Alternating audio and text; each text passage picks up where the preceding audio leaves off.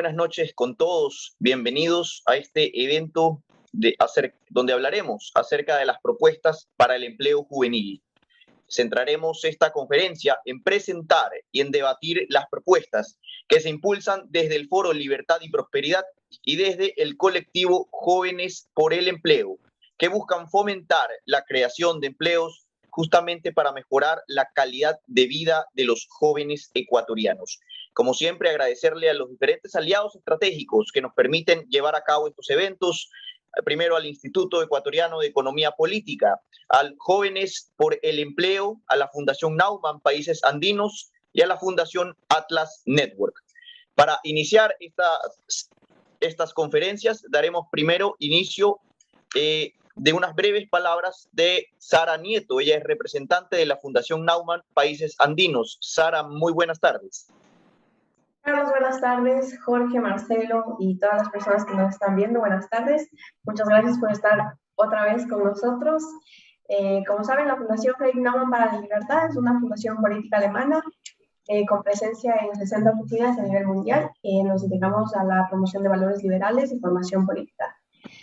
Les voy a compartir un video súper cortito de qué es y qué hacemos. La Fundación Naumann es un organismo afiliado al Partido Liberal de Alemania. FNF Países Andinos trabaja en 6 países.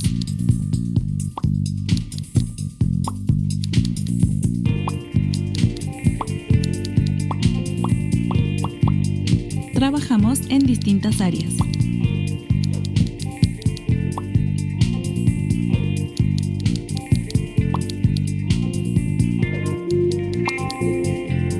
Y tenemos un mismo fin.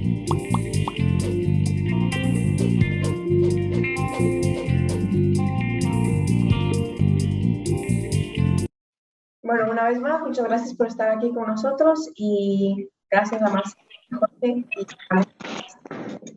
Muchísimas gracias, Sara. Ahora, para dar inicio a este ciclo de conferencias, hablaremos primero sobre una reforma laboral para incluir a todos. Para esto nos acompañará el economista Jorge Calderón. Él es economista de la Universidad Católica de Guayaquil, con maestría en Administración de Empresas por la UES. Es además Master of Management en Tulane University y candidato a doctor en Management and Organizational Behavior por la misma universidad. Es rector del Instituto Superior Universitario Argos y miembro del Foro Libertad y Prosperidad. Economista Calderón, muy buenas tardes.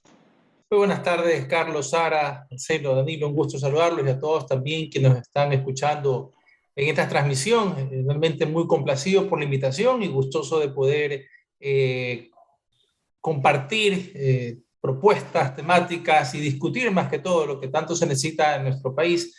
Y enhorabuena que hay estos tipos de espacios para hacerlo.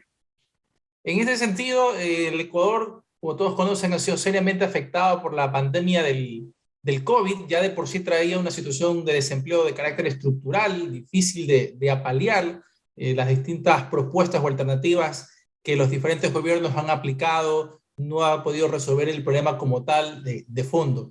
La economía ecuatoriana se ha destacado siempre por ser una economía petrodependiente, una economía con limitada diversificación de su producción, con políticas gubernamentales muy contrarias hacia la apertura comercial. Estamos hablando históricamente hablando, claro está. Una carga impositiva altísima sobre las empresas, incluso también sobre los mismos consumidores. Y en todo caso, todas estas situaciones han ido limitando de a poco la situación del empleo en el país. Pero la pandemia realmente ya trastocó o dejó visible todas esas falencias que de alguna manera siempre han estado presentes. Antes de la pandemia, el Ecuador tenía entre aproximadamente 5 a 5 millones y medio de ecuatorianos entre el desempleo y el subempleo. Esa cifra terminó subiendo a fines del 2020 cerca de 6 millones y medio de ecuatorianos que se encuentran en esa situación. Y con una contracción de la economía ecuatoriana de cerca de 8 puntos. Si bien para este año, por un efecto de rebote que normalmente suele darse después de estas situaciones, que será del 2 al 3% del crecimiento, no con eso vamos a poder a recuperar todo el terreno perdido. Yo sé que tenerlo muy presente. Y en ese sentido no solo se trata de una reactivación económica, sino también de que se pueda sostener los puestos de trabajo que actualmente existen, así como también crear puestos de trabajo para recuperar los que se han perdido y para aquella población, especialmente los jóvenes que tradicionalmente son el grupo etario más afectado al momento de acceso al mercado laboral. Y esto en gran medida porque tenemos un mercado laboral muy rígido, inflexible, que dificulta la contratación, y en este aspecto es importante que se vayan trabajando, es importante en ese sentido. Y ahí justamente, como bien lo mencionaba Carlos, en el Foro Libertad y Prosperidad, una de las propuestas que se tiene es a mejorar todo el tema de contratación, apuntando a que exista una flexibilidad laboral, y que se entiendan bien a todos los que que están siendo partícipes, que esta flexibilidad no apunta o no atente de derechos laborales. Yo creo que hay mucha desconfianza entre los distintos actores de situaciones pasadas, pero este es el momento de generar confianza, de generar encuentro, y en ese sentido buscar medidas, buscar alternativas. General, lo que tenemos, lo que estamos viviendo, el desempleo, el subempleo, yo creo que es propicio que vayamos explorando nuevas alternativas justamente para poder ir mejorando dicha situación. Incluso el presidente ya lo está proponiendo. Por ahí, una de esas alternativas ha mencionado recientemente el hecho de tener 2 códigos laborales. Bueno, jurídicamente habrá a ver si es posible tener 2, pero en todo caso es importante que exista la discusión alrededor de este importante debate que es los aspectos laborales. Y en este sentido, mencionamos algunas cifras que es importante tener presente para poder dimensionar la realidad de la cual estamos haciendo mención. De un 71% que aproximadamente está en edad para trabajar, hay que tener presente ahí, pues, mayores de 15 años, que justamente los jóvenes son los que están más afectados en ese sentido. El 51% de personas con empleo se encontraban en el sector informal de la economía, sino también de calidad en el empleo.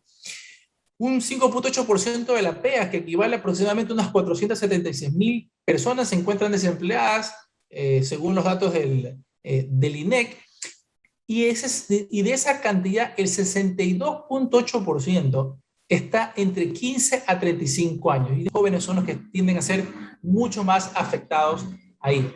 Un informe de la Organización Internacional del Trabajo señalaba que los jóvenes entre 15 a 24 años tenían 3 veces más probabilidades de estar desempleadas que aquellos que tienen más de 25, que en función de las cantidades de trabajo que normalmente tiene un empleado, había una disminución del 12.1% en esa cantidad de horas, siendo la región más afectada América Latina con cerca del 20%, dice a los Estados Árabes 12%, Europa y Asia Central 11%, África 11%, Asia y Pacífico 10%. En la gran mayoría de las economías de primer mundo tenemos un mercado laboral más flexible, más abierto a generar puestos de trabajo, y por ende existe una movilidad de los trabajadores que les faculta justamente ir de un lugar a otro o de un trabajo a otro. En todo caso, este impacto de la pandemia ha generado una reducción importante en esas horas trabajando, generando una disminución de cerca del 11% en sus ingresos percibidos. Si vamos más allá, el 67% de los trabajadores en las naciones de ingresos bajos sufrió una reducción parcial de las horas, que justamente es lo que estamos mencionando, comparado con el 54% de aquellos países con ingresos medios o 46% de los países con ingresos altos. Más datos que nos dejan mucha reflexión acerca de la afectación que ha tenido la pandemia con respecto a los jóvenes. Una sexta parte de los jóvenes de América Latina están desempleados durante la pandemia o se desemplearon durante la pandemia. Y de los grupos de los jóvenes más afectados o el género más afectado son mujeres.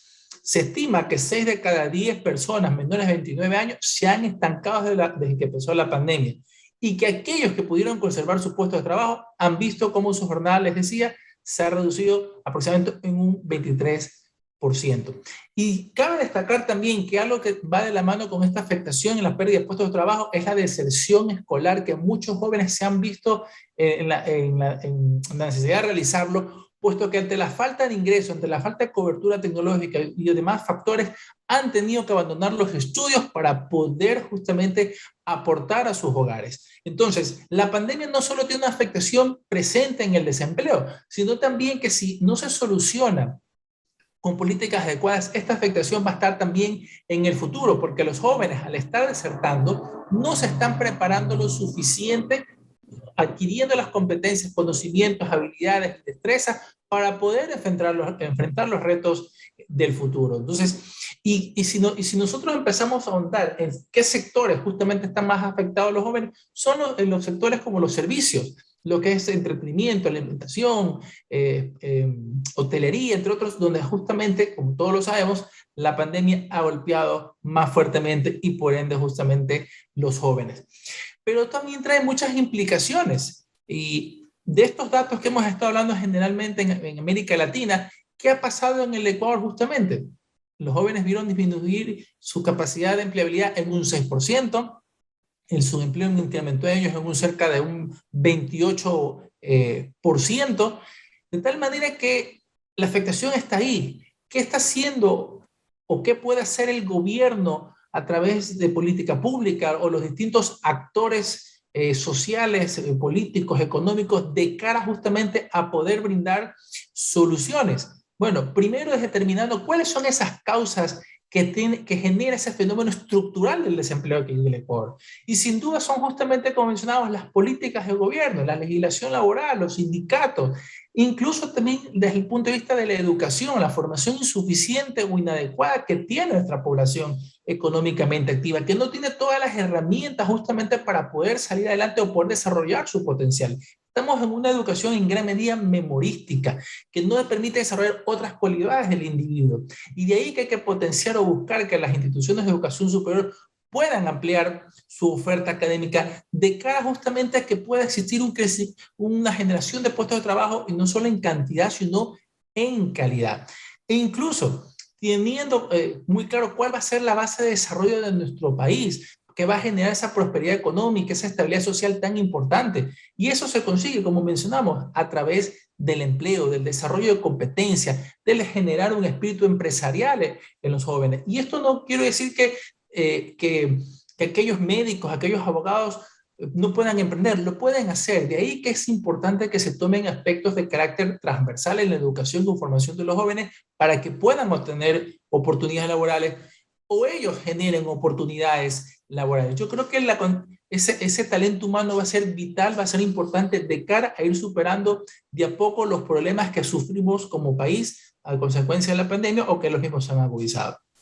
Entonces, en ese sentido, justamente se mencionaba al comienzo, está una reforma laboral que es importante, es una de las propuestas que tenemos como Foro Libertad y Prosperidad para poder que el empleo se genere para todos. El empleo los puede incluir a todas las personas. No porque alguien tenga más de 45 o 50 años no quiere decir que no pueda todavía ser útil desde su campo de acción.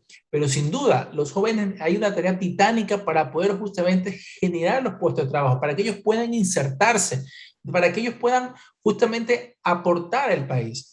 Hay otro conjunto de reformas que sin duda van a aportar muchísimo también en ese sentido, como reducir las cargas tributarias, la seguridad social, internacionalización del sistema financiero, apertura comercial, entre otras. Pero situándonos justamente en el tema que estamos conversando, ciertas recomendaciones que deberíamos trabajar o sobre esa línea de acción, desarrollar propuestas, es apuntar a mejorar la productividad y la competitividad del país a través de la innovación. Eso va a ser fundamental porque los jóvenes tienen un nivel de creatividad importante, tienen un nivel de adaptabilidad que los hace permeables ante las situaciones difíciles o duras que puedan tener. Entonces, esa capacidad de adaptación hay que aprovecharla para que ellos justamente puedan generar más y mejor innovación. Que exista inversión pública y empresarial en temas de investigación y desarrollo. Eso es fundamental. A través de los centros de educación superior, públicos, privados, para que se pueda generar una dinámica interesante entre la academia, la empresa y el sector público, lo que se conoce como un modelo triple hélice, pero tratar de ir cotejando cuáles son esas necesidades que se tienen que cubrir, que la academia lo puede hacer, que a través de esos estudiantes universitarios, estudiantes a nivel técnico-tecnológico, pueden aportar a la resolución de problemas de las organizaciones. Y de ahí que tiene que haber una mayor inversión y que sea de calidad en educación formal y adiestramiento en el trabajo. Yo creo que ahí un puntal importante es el impulso a carreras técnico-tecnológicas, porque en las organizaciones se necesita sin duda de todo tipo de colaboradores, se necesita gerentes, jefes, líderes, mandos medios, operativos, etc. Yo creo que todos hacemos posible que las organizaciones o las empresas puedan crecer. De ahí que será fundamental justamente impulsar las carreras técnico-tecnológicas. También fomentar nuevas modalidades de contratación, especialmente para que los jóvenes puedan ser partícipes de esa creación de puestos de trabajo. Personalmente considero que la contratación por hora sería factible. Yo sé que hubo problemas con ese modelo de contratación años atrás por el abuso de ciertos actores de la sociedad, pero es una posibilidad práctica, verdadera, para que el estudiante universitario, el joven especialmente, pueda incorporarse al mundo laboral, pueda demostrar lo que puede hacer, pueda combinar su ejercicio académico como estudiante de la mano con la experiencia y vaya ganando, porque ¿cómo es posible que quiera aplicar un trabajo a un joven y le pidan experiencia si no le dejan tener experiencia? Ya tenemos que romper ese tipo de cadenas que lo que más hacen es dificultar la inserción del joven en el aparato productivo. También fomentar lo que es prácticas y o pasantías laborales, eso es fundamental para justamente, como decía, para poder ganar esas experiencias, que puedan desarrollar habilidades blandas, para que le permitan esa capacidad de adaptabilidad, especialmente poder aprovecharla. Reducir la brecha salarial, no solo entre los géneros, sino también entre los distintos grupos etarios, para que de esta forma se valore las competencias, las habilidades, las destrezas, y no se considere ciertos aspectos para temas de inserción laboral o de promoción.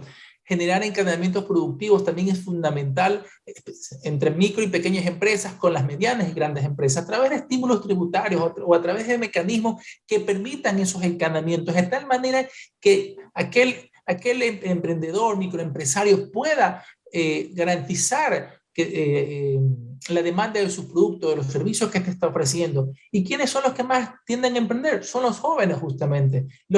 Y estas cifras se han triplicado incluso durante la pandemia, buscando alternativas para poder generar los ingresos que desean para su familia. Y de ahí tiene que ir también de la mano la formalización de los negocios, porque será vital, porque sin eso no se puede diseñar política pública, porque no sabemos dónde están los emprendedores, qué hacen, qué necesidades tienen. Entonces sí es importante que los emprendedores, que los jóvenes formalicen sus emprendimientos para que puedan justamente un gobierno tener la capacidad de generar política pública alrededor de ellos. Decía justamente que se impulse la capacidad innovativa, incentivos tributarios para fomentar lo que es investigación, desarrollo, apoyo a emprendimientos, sistema de patentes, modos de innovación, entre otras cosas. Y yo creo que ahí también va a ser mucho la interacción, no solo a la interna, sino hacia afuera, a través de redes colaborativas de todo tipo para que los jóvenes puedan insertarse. Yo creo que ante toda crisis, o la vemos como tal o podemos verlas como oportunidades. Y en este sentido, el gobierno, estoy seguro, va en camino a eso, de poder ver alternativas, nuevos escenarios para que los jóvenes puedan insertarse, para que ya no estemos hablando de que el desempleo afecta más a los jóvenes entre 15 a 29 años y que las mujeres dentro de los grupos jóvenes son las más afectadas. Es vital hacer cambios, es vital mirar hacia el frente, mirar hacia el futuro. Dejemos de lado la desconfianza, dejemos de lado aquellas situaciones que, si bien pudieron haber generado problemáticas entre los distintos actores, es el momento para apuntar hacia adelante y hacer las reformas que se necesitan. Para ir cerrando, Ecuador va a atravesar, a mi criterio, una coyuntura regional importante. ¿Y en qué sentido? Como todos sabemos, se están atravesando distintas elecciones a nivel latinoamericano. Recientemente Perú dio un viraje hacia la izquierda. Tenemos países que ya están, que de alguna manera han sido tomados por el socialismo del siglo XXI, por así decirlo. Venezuela, lamentablemente, un estado fallido. Argentina va por un camino de control de precios, entre otras cosas. Bolivia,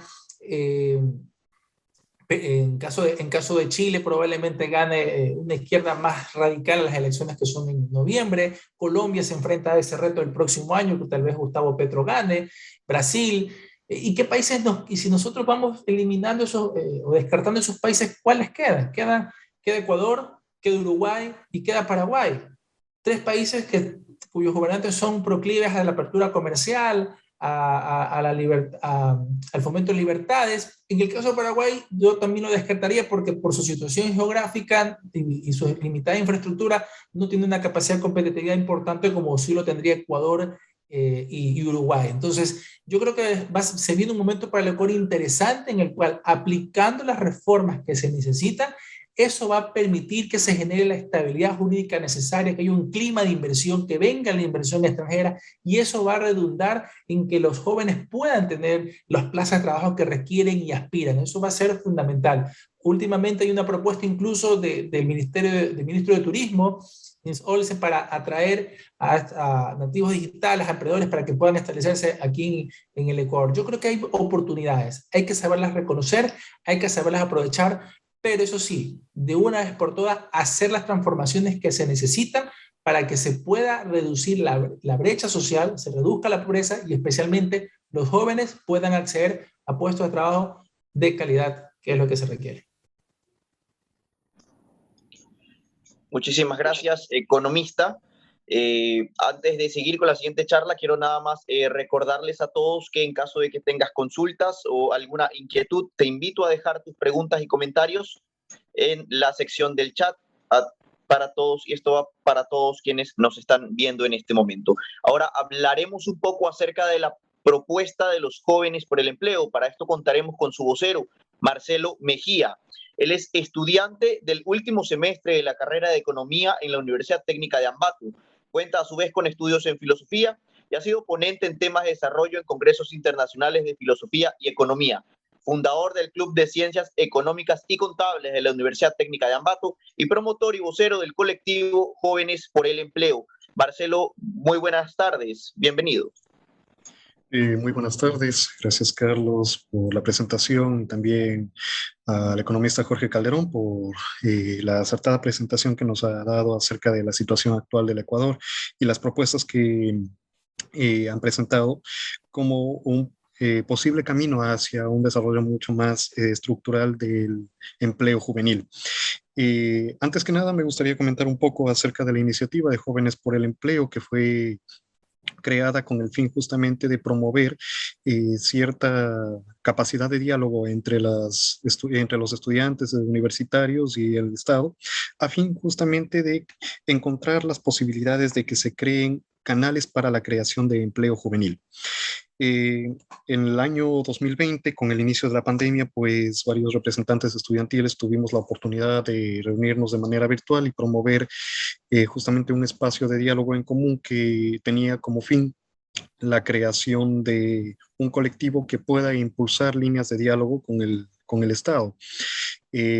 Sabiendo que era un momento de transición, sabiendo que era un momento de cambio para la realidad ecuatoriana, pues nos organizamos de tal manera que hace algunos meses atrás, cuando se eligió a las nuevas autoridades, se pudo presentar un manifiesto del que a continuación les voy a dar una breve reseña.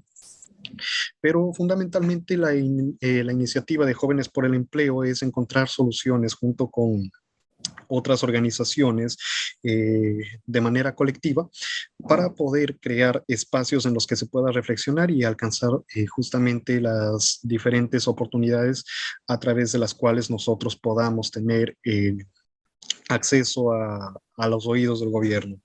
Entonces, me permito en este momento compartir la pantalla justamente para presentarles un poco de lo que ha sido el tema de nuestra iniciativa que se ha presentado como un manifiesto público de los dirigentes y los representantes estudiantiles del Ecuador al gobierno del señor Guillermo Lasso Mendoza.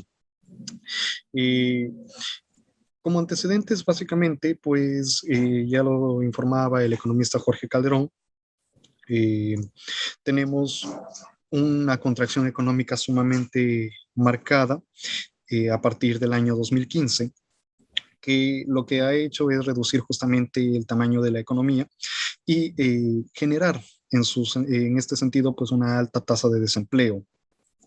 Y para comprender un poco mejor, podemos observar que la variación interanual, sobre todo del desempleo, entre 2020 y 2021 ha sido de 7.66%, lo que de verdad es preocupante cuando consideramos que en el 2016, con una tasa de 10.46%, se lanza el programa Empleo Joven desde el Ministerio de Trabajo por parte del ministro de Trabajo Ledesma, con la intención de para el año 2021 haber reducido en aproximadamente 3.45% esta tasa y llegar a un 6.48%, cosa que lamentablemente no se ha logrado, sobre todo considerando que hay más de 143,000 jóvenes que en este momento pues se encuentran en el desempleo o buscando empleo. Y la PEA, como se ha podido observar, ha aumentado significativamente y esto también es una cuestión que a nosotros como estudiantes universitarios nos interpela de manera directa, debido a que mientras más aumentan los sujetos que entran al mercado laboral, estamos teniendo una relación inversa en cuanto a lo que significa la generación de plazas de empleo. Y como se ha podido observar, pues el crecimiento de la tasa de empleo entre el año 2019 y el año 2020 es más bien negativo por el tema de la pandemia, especialmente teniendo en cuenta que el debilitamiento de la economía dado por la contracción del PIB en este periodo pues fue sumamente significativo.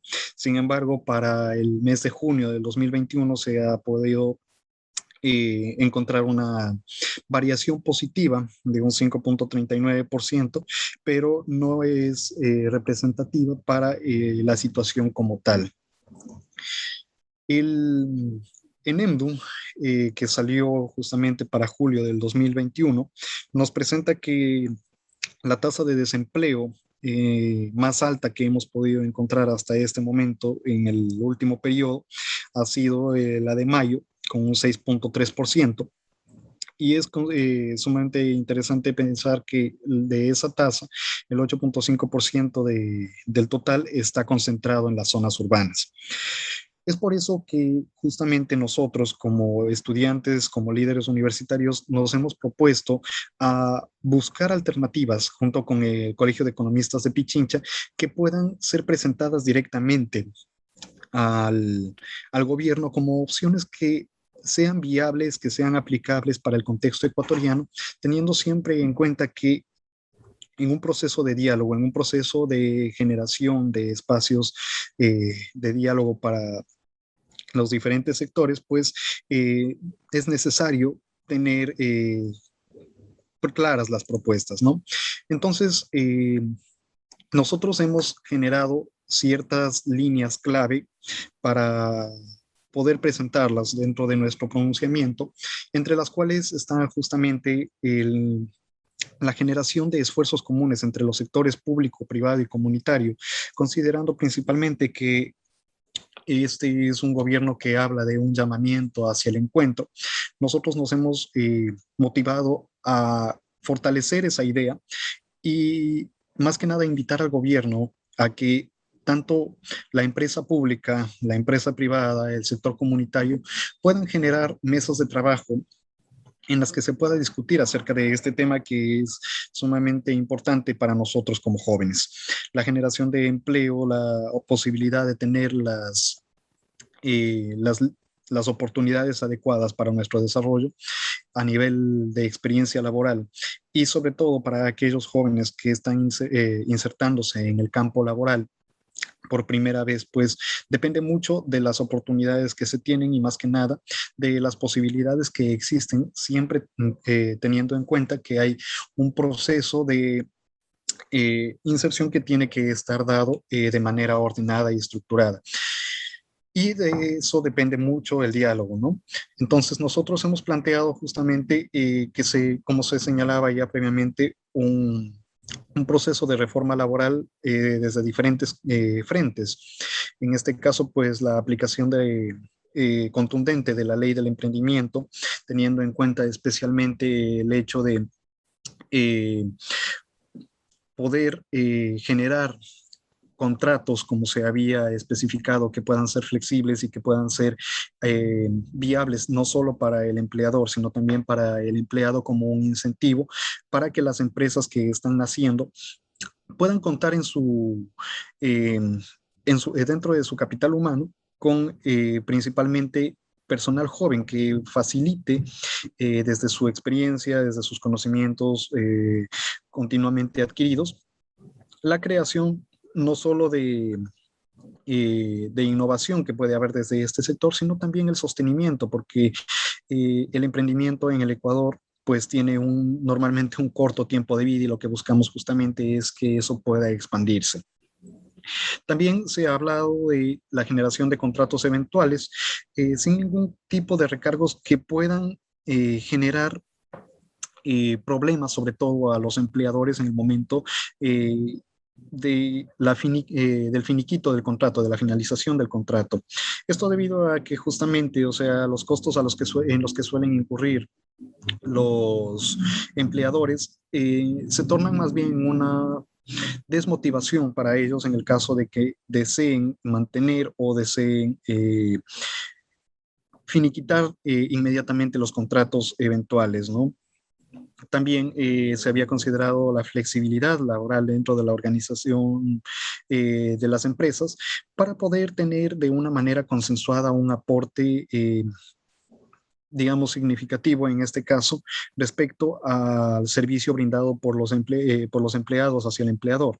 Esto considerando que con procesos de flexibilidad laboral, sin que se pierda en ningún sentido los derechos adquiridos por los trabajadores, podamos tener claramente oportunidades para que el número de plazas de empleo, pueda crecer. También, como se mencionaba previamente, pues sería importante analizar y presentar la posibilidad de que de un tratamiento diferenciado en cuanto al manejo de costos de despido, sabiendo que justamente este es un tema que desmotiva a la empresa en el momento de crear nuevas plazas laborales, prescindiendo de un número X de trabajadores. Una de las propuestas que también nace de nuestra iniciativa de Jóvenes por el Empleo es la de la creación de un fondo de jubilación de los mismos empleados que facilite también el hecho de la reducción de costos para el empleador en cuanto a lo que significa la aportación patronal. Esto debido a que este también suele ser un punto clave en cuanto a la desmotivación que suelen tener los empleadores al momento de contratar, buscando otro tipo de estrategias para evitar generar muchos costos en cuanto a lo que significa el aporte patronal para los fondos de jubilación. Entonces, nosotros lo que hemos pensado es que esta alternativa pueda ser trabajada tanto desde el lado del empleador, que mantiene la aportación patronal, como desde el lado del empleado, que justamente puede aportar también un porcentaje más significativo del que ya se aporta, a fin de justamente tener no solo el fondo que se genera en el Instituto Ecuatoriano de Seguridad Social, sino también de tener un fondo adicional que le permita al empleado, en el momento en que él requiera cambiar o terminar su vida laboral, generar ingresos que sean significativos para su jubilación. También hablábamos en nuestro colectivo de la aplicación de garantías en cuanto a lo que significa la modalidad de teletrabajo, debido a que considerando los estudios que se han realizado de manera reciente a personal que ha sido sometido ya de manera prolongada a esta modalidad laboral, pues se ha venido dando un aumento en las tasas de estrés y enfermedades asociadas ahora a lo laboral, justamente en torno a la incidencia de una mayor carga de trabajo dentro del tema de esta modalidad de teletrabajo.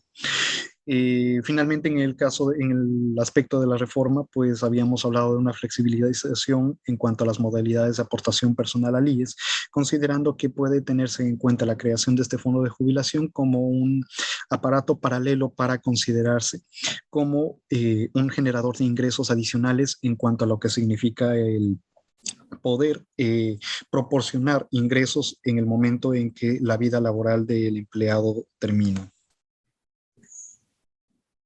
También tenemos ideas que se han presentado en torno a este manifiesto que radican sobre todo en frentes como es la educación, el plan propuesto por el Ministerio de Trabajo, que es empleo juvenil, y la generación de los fondos necesarios para esto. Como sabemos, pues ya se ha mencionado en la exposición del economista Calderón, pues uno de los puntos de enclave para la mejora de la situación económica del país, el crecimiento económico y el desarrollo al que aspiramos como ecuatorianos, pues radica en que el sistema educativo pueda generar no solo la innovación y el desarrollo que se espera de él desde las universidades, sino que los jóvenes también tengan destrezas y capacidades que les permitan adherirse fácilmente a los mercados laborales que se están creando en torno a una situación que sale de los perfiles de la normalidad dentro de la que nos encontrábamos previamente.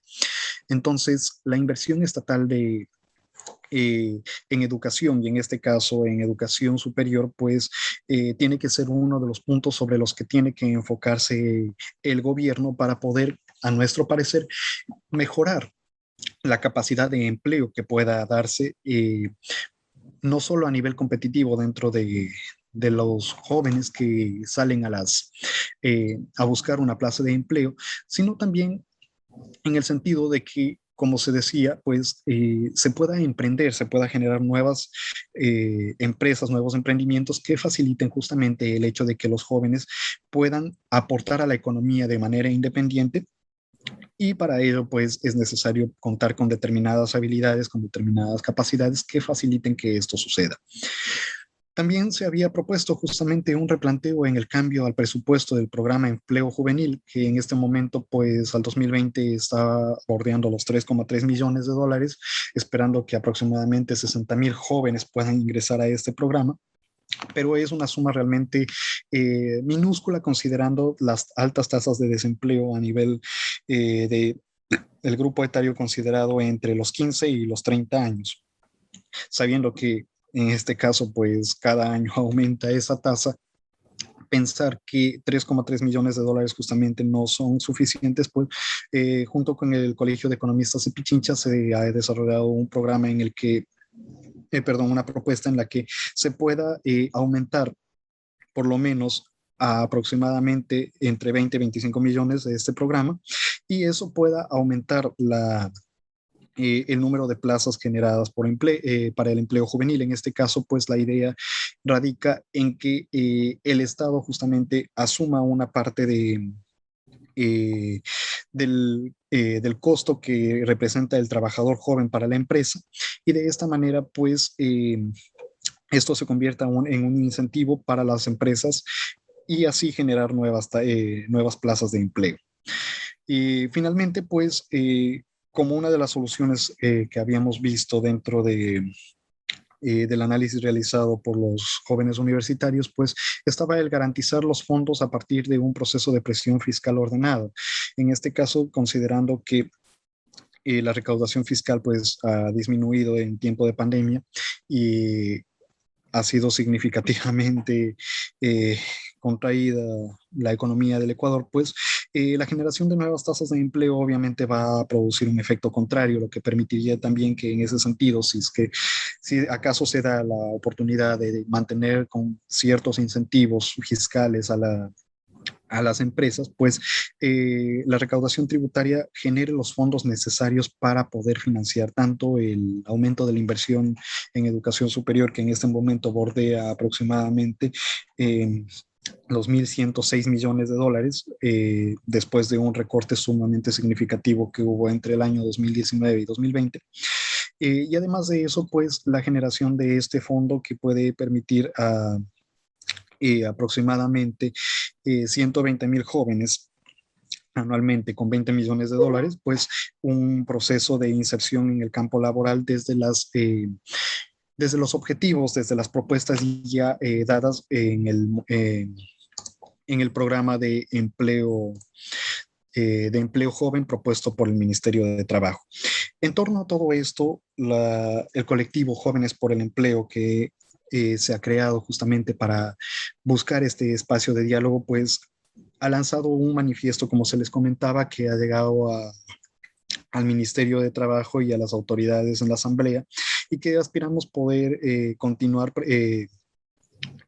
haciéndolo presente para que llegue también al Poder Ejecutivo y se aspira en ese sentido, pues, lograr que se alcancen los objetivos deseados, que son justamente aumentar el número de posibilidades, el número de plazas de empleo para los jóvenes en el Ecuador, a pesar de las circunstancias en las que nos encontramos en la actualidad.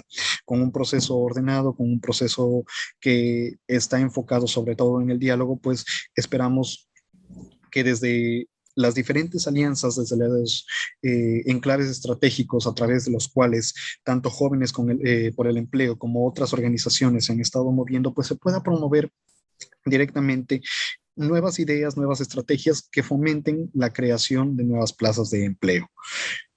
Eso es lo que podría aportarles en este momento, y agradezco justamente la posibilidad que nos han dado al colectivo Jóvenes por el Empleo para participar en este espacio de diálogo.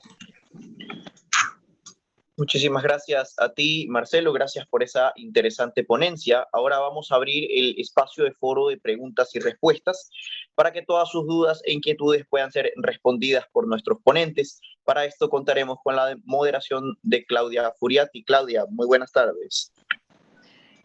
Sí, buenas tardes con todos. Un gusto realmente poder tener este distinguido panel para debatir un tema vital para la juventud de Ecuador, como es el empleo, justamente, y estas formas innovadoras de poder generar mayor dentro de las circunstancias que nos desafía la pandemia y el momento que atraviesa el mundo en general.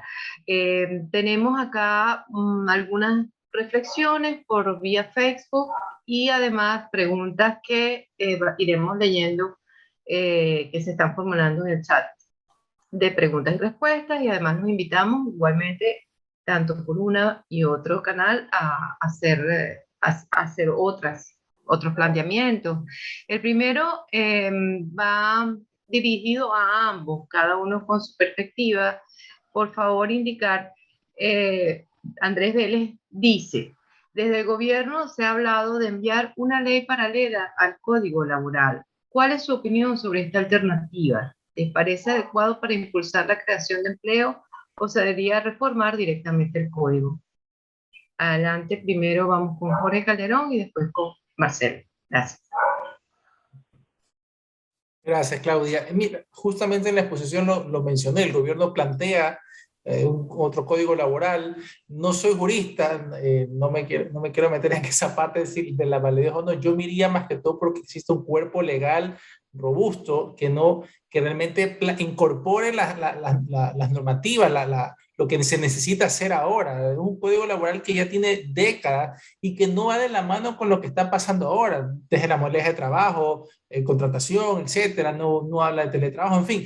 Y eso ha generado que se vaya creando varias normativas subyacentes, reglamentos, como para poder justamente normar lo que el código no tiene. Pero en ese sentido tiene que ser un código laboral de avanzada, no para retroceder, no que dé paso a más sindicalismo o a más abuso de ninguna de las partes, yo creo que en ese sentido veamos las mejores prácticas que existe. Personalmente considero que debería existir un solo código laboral, pero que eso sí recabe todo lo necesario y permita proyectar al país. Eso es una base fundamental para poder atraer inversión extranjera, porque en gran parte podemos tener condiciones, infraestructura, ubicación geográfica, lo que sea, pero las empresas, los inversionistas quieren también reglas claras en lo tributario, en lo laboral, saber la forma de contratación, cómo puedo incorporar a los trabajadores, horarios, facilidades, etcétera. Yo creo que irías por un código, insisto, pero que recoja todas estas experiencias para que el Ecuador pueda proyectarse de mejor manera en el mercado laboral.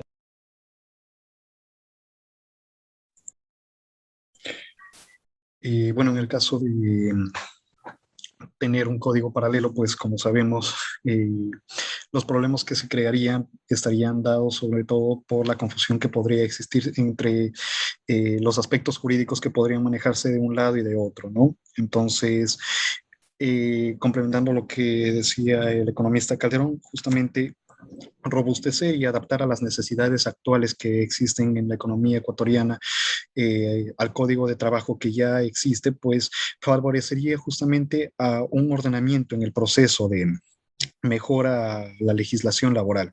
No es necesario en ese sentido promover la creación de algo que sea no esté supeditado, no esté de manera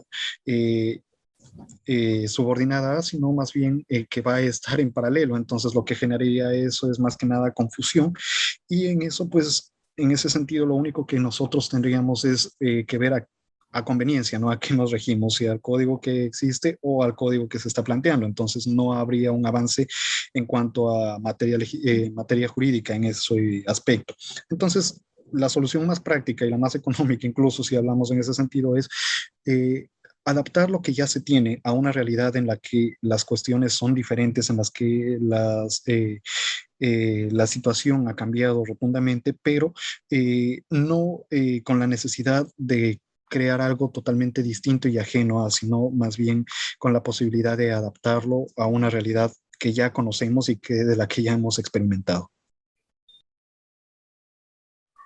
Gracias a ambos. Desde el Facebook, Alejandro Roldán plantea una reflexión que él dice que, digamos, de ambas propuestas de reforma, lo ve todo como, bueno, el papel todo luce muy bonito, pero que realmente la solución radica en algo muy específico y puntualiza dos, que existan más negocios, emprendimientos, y a su vez que los únicos que pueden generar más empleo desde el contexto de Ecuador en lo que es digamos, el perfil de productividad de Ecuador son los pequeños empresarios, que generarían alrededor de un 70% de desempleo.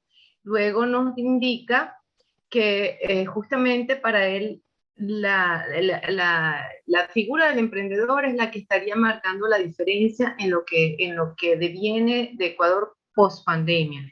¿Ustedes qué opinan al respecto? Ambos quisiéramos saber su opinión, tanto de Jorge como de Marcelo.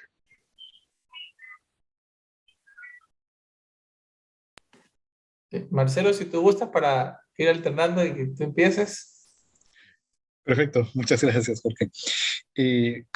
Bueno, en este caso, pues es sumamente claro que gran parte de la economía ecuatoriana está sostenida por la pequeña y la mediana industria, más que nada, ¿no? Sin embargo, pues muchas de estos pequeños emprendimientos aún están bastante vinculados al sector, sobre todo informal. Más del 70% en este caso de este tipo de emprendimientos se supeditan al sector informal. Entonces, lamentablemente, no podemos simplemente decir que este es el sostén para la economía ecuatoriana cuando por un lado no hemos podido organizar a todo este grupo, que es significativo, es sumamente grande, y que lamentablemente no se puede absorber desde el sector formal. En ese caso, pues, como se había señalado en ambas intervenciones, pues el apoyo, el aporte hacia la educación es uno de los pilares fundamentales para esto.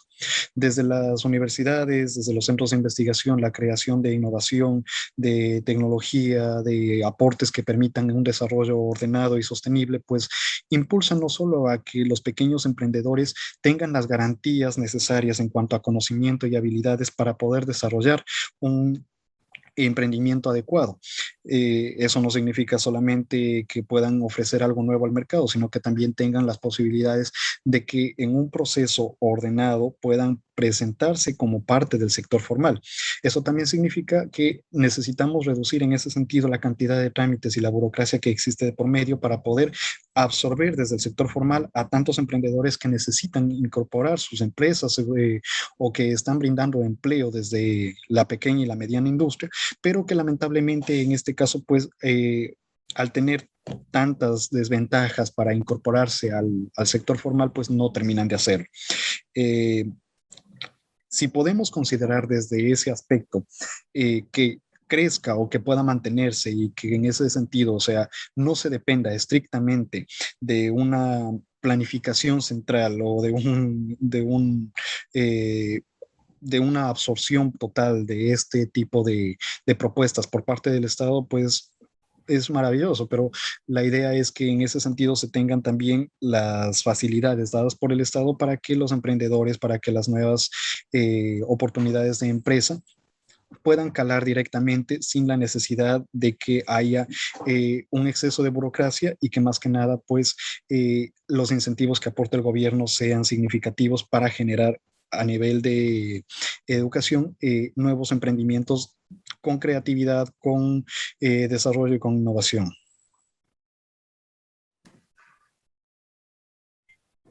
Alejandro en su reflexión mencionaba que suena todo muy bonito en papel, y es verdad, suena muy bonito todo lo que podemos decir, y yo creo que ahí lo que hace falta también es voluntad política para poder emprender las reformas, para hacer lo que se tiene que hacer, para entender que si ahora no las hacemos, seguiremos 10, 15, 20 años más perdiendo tiempo valioso para poder enrumbar el país en el crecimiento, en la ruta del crecimiento, de la prosperidad, del desarrollo y el bienestar económico. Y partiendo de eso, de que existe esa voluntad política, lo mencionaba justamente Marcelo, hay que apoyar al micro, al pequeño empresario, al emprendedor. Es fundamental. El 70% de los negocios de la economía ecuatoriana y casi todos los países del mundo, el ratio más o menos va por esa cifra, se fundamenta en los micro, pequeños y medianas empresas, que aquellos que generan pues 5, 6, 10, 15, 20 puestos de trabajo, sobre eso está la base productiva del país y hacia ello tenemos que apuntar. Y me parece interesante lo que menciona Marcelo, es decir, hay que ir hacia la formalización de esos negocios. ¿Qué ha hecho la pandemia? Que surgen muchos emprendedores, pero surgen emprendedores más, como todos lo sabemos, más por necesidad antes que por oportunidad, porque obviamente hay una crisis, hay una situación en que sus ingresos se han visto disminuidos, han perdido puestos, han perdido su trabajo. Yo tengo que de alguna forma generar ingresos para cubrir mis necesidades o las de mi familia, según sea la situación de cada uno. Entonces, empiezan a surgir emprendimientos, pero no surgen emprendimientos de calidad. Por eso seguimos encabezando los rankings todos los años del General Entrepreneurship Monitor. Ok, Ecuador es uno de los países más emprendedores, sí, pero no hay calidad de emprendimiento. En menos de 3 años y medio ya están esos emprendimientos cerrando. Entonces se necesita que primero, ¿por qué digo formalización de los negocios? Porque así se podrá hacer estrategia de política pública alrededor de los mismos. Lo decía yo justamente en la primera parte. Si yo no sé dónde están, qué hacen, cómo lo hacen, no puedo generar estrategia de política pública. No puedo, ojo, no estoy diciendo que un gobierno de créditos, pero sí crear o generar todo un sistema de emprendimiento en el cual puedan acceder a créditos, que puedan acceder a asesoría, porque muchos emprendedores, si nosotros revisamos las cifras, quienes emprenden en gran medida son personas que no alcanzan ni siquiera el título de tercer nivel, que son bachilleres o apenas han alcanzado la primaria, son cifras duras. Más del 30% de los emprendedores son personas que no terminan la secundaria. Entonces sí es importante que ellos tengan herramientas básicas de administración, de contabilidad, para que ellos puedan desarrollarse, de ofimática. Son habilidades que tienen que ellos desarrollar, competencias que tienen que adquirir. Y por eso también mencionaba que es importante que que las carreras incorporen temas de emprendimiento. Yo no digo que existe una carrera de emprendimiento, porque para mí no es fundamental que sea una carrera. Lo que tiene que existir es componentes transversales de emprendimiento en todas las carreras, porque el emprendimiento no es propio del que hace negocio. Puede emprender un abogado, puede emprender un arquitecto, puede emprender un médico, desde su pista y su campo de acción. Yo creo que en ese sentido va a ayudar muchísimo. Ha habido esfuerzos importantes desde el gobierno anterior y ahora también en este, con respecto a la ley de fomento de emprendimiento, que también lo mencionó Marcelo, lo que es el SAS, para el sistema simplificado, para que las personas ya no se necesiten 2 personas para crear un negocio, sino que puede ser solo con una. Es decir, hay cosas, hay pasos que se están dando. Ojalá esos pasos fueran más coordinados como para que pueda generar un mejor impacto, pero de alguna forma ya se sabe o se tiene presente que sí se necesita apoyar, pero se necesita todo esto articularlo. Si no se articula, por más buenos esfuerzos que existan, no se consiguen los resultados deseados. Y aquí hace falta mucho una coordinación público-privada, academia, empresa, Estado, y no como un Estado empresario o un Estado inmersivo, no, porque eso ya para muestra un botón lo que tuvimos hace algunos años y ahorita vemos cómo están las empresas públicas, sino que un Estado que permita, que facilite, no hablamos de facilismo, que facilite las cosas, que se reduzcan los trámites burocráticos, que las personas tengan trámites más simplificados para crear empresas. Todavía nos seguimos demorando semanas, meses en crear empresas. Desde hace muchos años atrás se hablaba de no reducir el tiempo para crear una empresa y 10 años después sigue eso trabado y vemos como países hasta en menos de un día ya pueden constituir una empresa. Se necesita dar esa agilidad. Todo eso va a ayudar muchísimo para que pueda generarse los puestos de trabajo, para que el joven tenga esa oportunidad laboral o esa oportunidad de emprender. Lo importante es que esto lo pueda hacer en libertad, que tampoco me direccione, haga usted esto, emprenda aquello, que emprenda lo que considere pertinente, lo que le dicte el mercado, lo que el mercado quiera, y de ahí también será fundamental que se articule los proyectos de clase, los proyectos áulicos, se articulen para que estos puedan tener apoyo. He tenido la oportunidad de ser rector, de ser decano, y me da mucha pena que a veces hay muy buenos proyectos estudiantiles, pero lo hacen a nivel de negocio, no me refiero, pero lo hacen solo por cumplir con una nota y no quiere dar ese paso más allá, sea por temor o sea porque no, ¿para qué lo voy a hacer si voy a quebrar, si no tengo apoyo, si no tengo el financiamiento? Cuando podemos articular con la empresa privada y que ésta pueda apoyar financieramente, generando encadenamiento productivo con esos futuros proveedores de ellos mismos, y que eso puedan, por ejemplo, a través de estímulos tributarios, deducir de impuestos. Hay que ver cosas creativas, cosas que permitan facilitar la interacción. En todo caso, insisto, es el momento para hacer reformas y ojalá exista lo que mencionaba al comienzo de esta pregunta, la voluntad política de todas las partes para poder lograr ese cometido. Muy bien. Justamente sobre reformas, pregunta Jefferson a Marcelo sobre la que ustedes plantean para un fondo de jubilación. Entiendo. Y a su vez me gustaría entonces que en complemento Jorge pudiera hablar de la reforma que llamaba el Foro Libertad y Prosperidad, País de Trabajadores Propietarios, porque igualmente esto implica que el joven trabajador pueda disponer de sus ahorros, sus fondos de ahorro y invertirlos en donde él crea más conveniente, no solamente direccionado a una entidad como el IES para el manejo, digamos, discrecional, ¿no?, de estos fondos. Adelante, Marcelo. Muchas gracias, Claudia. En este caso, pues, una de las propuestas, como se había comentado justamente, es el de la creación de un fondo de jubilación que se ha planteado desde el colectivo Jóvenes por el Empleo. La intención de la creación de este fondo es que el empleado pueda, a lo largo de su carrera, de su vida laboral, juntar los fondos necesarios para complementar adecuadamente el fondo de jubilación que ya está determinado, ya está construido a partir del aporte personal y el aporte patronal, que se genera o que ingresa directamente al Instituto Ecuatoriano de Seguridad Social.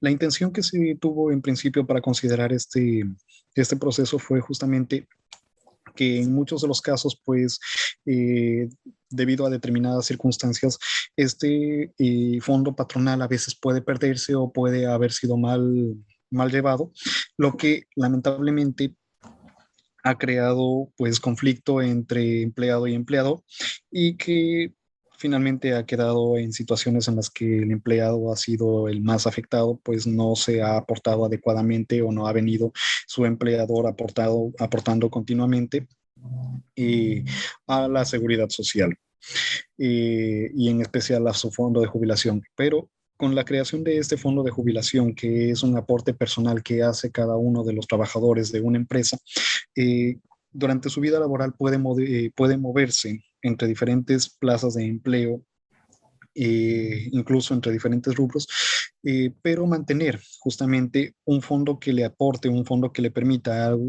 seguridad al momento de jubilarse.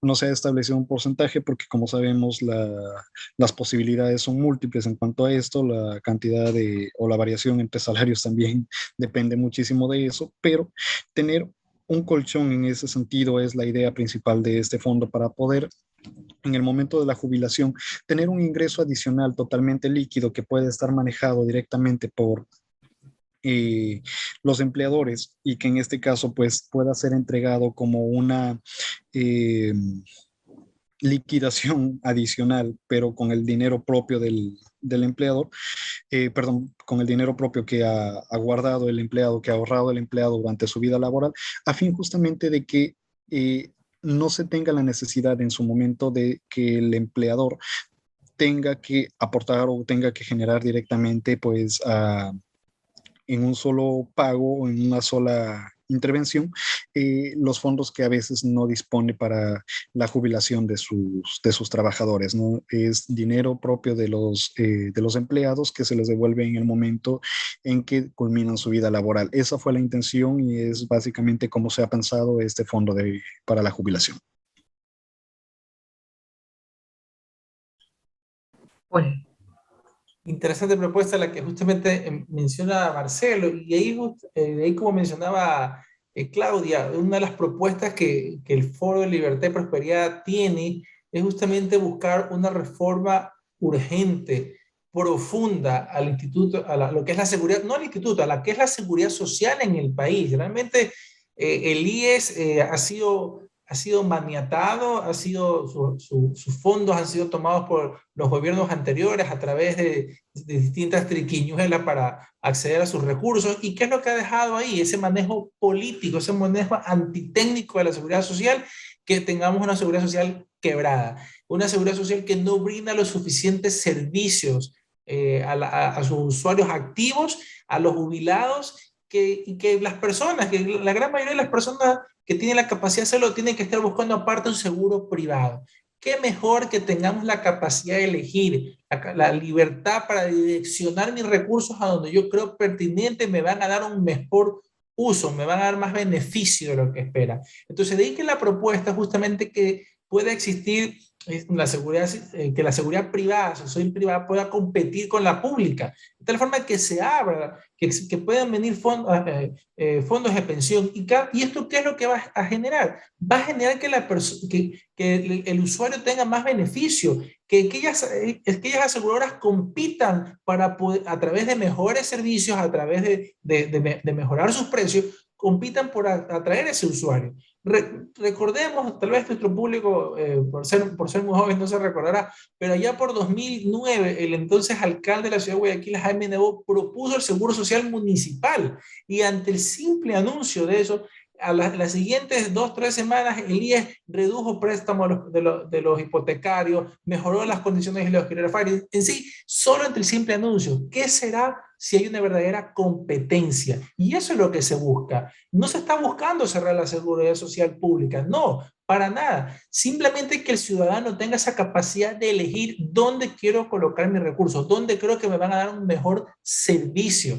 Entonces, el que desee quedarse con la seguridad social pública, adelante, lo puede hacer. Esa seguridad social pública va a mejorar, sin duda, porque sabe que puede perder a sus usuarios. Entonces, ¿qué es lo que está pasando ahora? Que la seguridad social es un monopolio, y ante un monopolio, como no tengo competencia, no tengo necesidad de innovar, no tengo necesidad de mejorar, porque sé que mi cliente está obligado, o mi usuario está obligado a estar conmigo. Y no debe ser así. ¿Quién termina siendo perjudicado aquí? El ciudadano, la persona de a pie, esa es la que termina siendo perjudicada, porque al final del día tiene que calarse un mal servicio, una mala atención, que en 3-4 años tal vez no les paguen las jubilaciones, o que esos jubilados anden mendigando por las jubilaciones que les debe tocar, o que no haya medicinas para que les puedan entregar. Esa es la seguridad social que todavía queremos. Es decir, si ya el Ecuador ha transitado, insisto, por esa vía, por favor, demos la oportunidad como país, como ciudadanos, tener otras alternativas. Y eso es lo que se busca, tener la libertad para que podamos elegir a conciencia como ciudadanos. Nosotros sabemos cuál será nuestra mejor opción para nuestros recursos, porque tampoco los queremos perder. Sin duda, nuestras aportaciones, todo lo que hemos trabajado, y buscaremos las mejores alternativas. Y hacia allá debería existir. Los estudios actuales ya muestran problemas ya en el presente muestran problemas deficitarios que se van a agravar en el 2024 en adelante. ¿Qué seguimos esperando entonces para hacer una reforma de la seguridad social profunda y urgente, vital, para poder justamente ayudar a que este país pueda progresar? Y esos recursos terminan inundando la economía, porque esas aportaciones, yo como aseguradora tendré que también ver dónde lo reinvierto para garantizar justamente los servicios que le estoy prometiendo a mis usuarios. Entonces, esto es un ganar-ganar. Yo creo que, insisto, debemos darnos como país, como ciudadanos, la oportunidad de ver nuevas alternativas y nuevas experiencias, específicamente en el manejo de nuestros recursos de seguridad social. Bueno, muchísimas gracias a ambos. Yo les voy a dar la palabra a Carlos para despedir el espacio. Honorio Aranda, por favor, si puedes ponernos en el chat tu email para darte respuesta directa de tu inquietud. Muchísimas gracias a todos y bueno, Carlos, adelante. Listo, Claudia, muchas gracias. Quiero nada más para terminar agradecerle primero a nuestros ponentes de esta noche, al economista Jorge Calderón y a Marcelo Mejía. Esperamos seguirlos teniendo con nosotros para poder conversar de estos temas que en momentos como este resultan muy importantes llevarlos a cabo para hacer de nuestro Ecuador un país más libre y más próspero. Quiero agradecerles a todos los que nos han acompañado esta noche y que han estado aquí conectados con nosotros. Agradecerle a Jóvenes por el Empleo, a la Fundación Naumann Países Andinos y a la Fundación Atlas Network. Y como siempre al Instituto Ecuatoriano de Economía Política que está detrás de todo esto. Agradecerles pues nuevamente a todos ustedes y a nuestros ponentes y esperamos seguir conversando con ustedes. Muchísimas gracias y muy buenas noches.